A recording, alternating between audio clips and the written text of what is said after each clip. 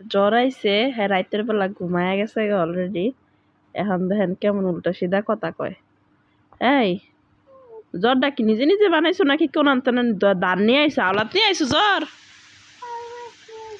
কার থেকে আওলাদ নেছো? তোমার বাপের কাছ থেকে?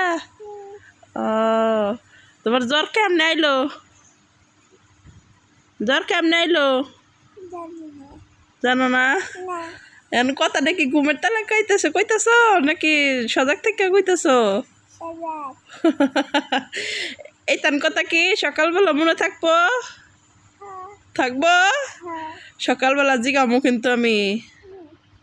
জ্বর আইলে কে বেশি যত্ন করে? আম্মুর কথা শোনা লাগে? এমনি সময় শোনা লাগে না? হ্যাঁ, আম্মুর কথা এমনি সময় শোনো? তাহলে এই যে এখন শুনতাছো কি লিগা? এখন শুনবা? এখন থেকে শুনবা না? হ্যাঁ, কি কও জোরে কও। ও, চোখ লাল কিসে? জ্বরের ঠেলায়, বুঝছো?